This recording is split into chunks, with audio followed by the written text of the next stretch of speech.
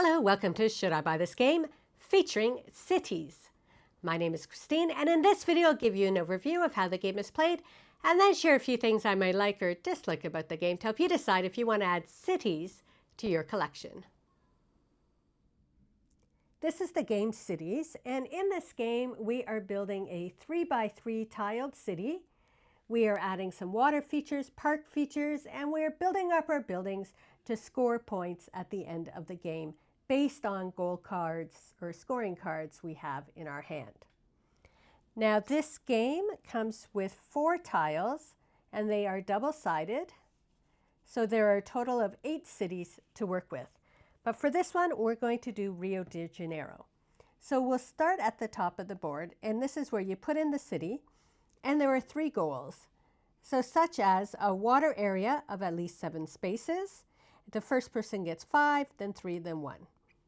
4 buildings of each of a different color and different height.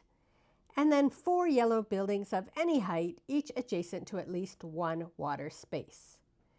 Now, when you're playing with 3 or 4 players, all of these are left open. But if you're playing with 2 players, then you want to take a color not being used and just cross off the middle scoring one. So the first person in a 2-player game would get the highest, and the second person would get the lowest. Then down here we have our scoring cards. So what happens is in each round, if you're playing with 3 or 4 players, on each turn within a round, you're going to get 1 scoring card, you're going to get 1 city tile, 1 feature tile, and some buildings. Now, if you're playing with 2 people, you only play 4 rounds, and within a round you're going to get 2 of each of those. So all you're doing is taking one of your people and you're choosing. Now you don't have to go in order. You can jump around the board in terms of what you want first, but I'll just show you here. So you will take this, you'll put your person there, and then now we're adding this. So I would get 2 victory points per green building, exactly 2 building pieces high. And I would just add that to my player area. Now, if you wanted to get one of these tiles, you may be wanting to look at what we're trying to do here. So if we look over where we're at already, I have already completed a water area of 7 spaces. So I would already have that bonus. Here I have a 1, 2, 3, 4 height building in 4 different colors, so I would get that bonus. However, the one I'm working on is having the 4 yellow beside water. So I have 1 yellow here, here, and here. So I do need 1 more yellow space that could go beside water. So maybe I'll be keeping that in mind when I'm picking. So up here at the top, we know that I can already get this point, and I'd be working on this one. So when I go down to my tiles, I see there is 1 that has a yellow. So maybe that is the tile I want, because then when I go here, I can place it in here. And as long as I get a yellow building on there, I'd be able to score those points. We'll look down here at the features. So what you want to do is there are 4 different designs of each of the features. So maybe I'm looking at this feature here because I don't have that one yet. In this case, I would get both of these tiles. This one allows me, is like a wild tile that I can cover up on a space and use it for any color. This one scores you some points, and these are some of the lawn tiles. So I would take these, and then I would put the blue on the blue, and here you can see I have a set of 4 tiles that I'll score at the end of the game. And then I have a wild tile here. Now I did already have a wild tile, so I could have used that to put my yellow on to score that final one. And then we'll just look down at the buildings. If I'm looking for that yellow building, I've got a few choices here. So maybe I'll take the set of 4 buildings. Now your other option is here.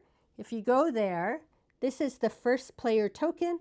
And if you come here, you get 2 buildings just pulled out of the bag, and you get the opportunity to go first in the next round. Just going to move that aside. So I have my buildings here. I know I need to put 1 on that yellow so I could score that final achievement. But we also look down at some of our cards. So I have cards for a big water area. I get points if a red is 3 high. I get points per color of exactly 2 building high, and some green that is 2. So when I'm looking at what I have left, I could put this there, so I now have a green building 2 high, and I can put this there so I have a blue building 2 high. So you're looking at your scoring cards as well as what you have in your hand. So when we come back to our board, as I mentioned, if we were playing with 3 or 4 people, you don't go all in a row. You take your turns. One person will do one, then one back and forth around the table.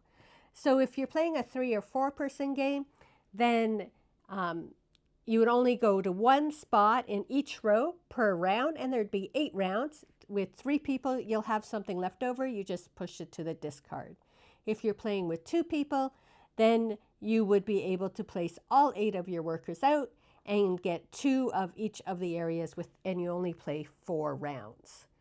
And once your board is full, then the game is over. So now it is time to score our game. So the first thing we want to do is look to see how many points we have here. So it's 13 and 18 points. So we move our token 18 points. The next thing we do is we move over here to water features. And in this case, I got 4 of the blue, so that would give me 10 points. And I got the 4 different of the lawn, and so that would give me 10 points. Next up is if you have any monuments like this. So I have 1 monument, so that would get me 2 points. And now we're going to go to our scoring cards. So this one is 4 victory points per building, red building, 3 high. And I only ended up with 2 high red buildings, so I would not score for that one. I get 1 victory point per 2 water spaces in your largest area. So I have 1, 2, 3, 4, 5, 6, 7, 8, 9, 10. So that would get me 5 points. I have 2 victory points per set of colors. Well, I only ended up with the 1 red building, so I only get 2 points because I only have 1 set. 1 victory point per building of any color, exactly 2 buildings high. So I have 1, 2, 3, 4, 5, 6, 7 points. So I've made it to 50. I'm going all the way back down. 1 victory point per green building, exactly 1 piece high. I only have 1. 2 victory points per green building, exactly 2 buildings high. So I have 1, 2. So that's 4 points. 2 victory points per blue building, that's 2 high. So I have 1, 2, which is 4 points. And finally, 2 victory points per building of any color, that's 3 high. And I have 1, 2, that's 3 high, so that's 4 points. So in the end, I received 67 points for this game. Overall, we enjoyed playing Cities. We played it as 2 players as well as a 3-player game. The 2-player game does go significantly quicker than the 3-person game because it's 4 rounds versus 8. But they were both enjoyable. So the one thing we like is the ability to score points, starting from your city objectives and then adding into your scoring cards. There's lots of scoring opportunities throughout the game. You're getting 8 of these cards by the end of the game. The other thing we really like about the game is although it plays the same, you take 1, 1, 1, 1, these change up every game. So you're not playing the exact same game. It has a lot of replayability because everything's going to differ every game you play. One thing with the scoring cards is after you do play a few games, you get to learn the cards. So you start looking for the cards and trying to find those ones you want to get the most points for the city that you're currently building. So it's quick, It's fun and it's a good little starter game too. There is a bit of strategy in terms of the scoring cards, but this is a game you can play with like new gamers, and it's a lighter game to play if you're looking for nothing too heavy. Even if you've played a lot of really heavier games, you may still enjoy this because it does give you a little bit of strategy just in where you're placing your tiles and your buildings.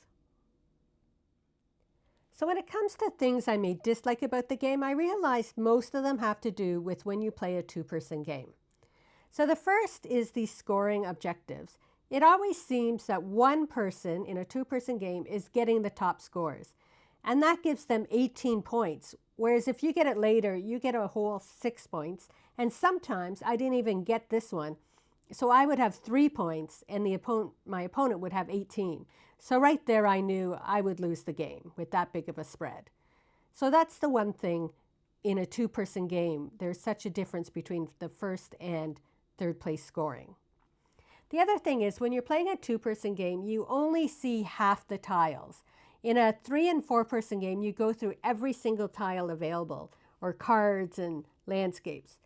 And so sometimes you'll be waiting for specific feature tiles, or sometimes you're trying to get a certain building color, and that tile just isn't appearing in a two-person game, which can be a little frustrating.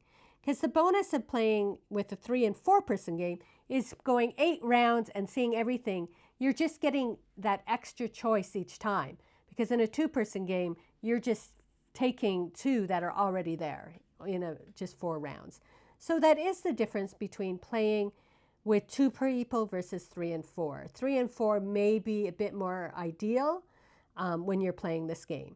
Now the other option in a two-person game, which I haven't tried yet, is they said that instead of doing the 3x3 tiles, to do a 3x5 tiles and playing 7 rounds of the game. So that could be something to try the next time I play, just so we get to see more of the variation of tiles and featured tiles that come out during the game. But overall, if you're looking for a light strategy, quick playing game, you might want to check out Cities. So let me know in the comments if you've played Cities and what you think of the game.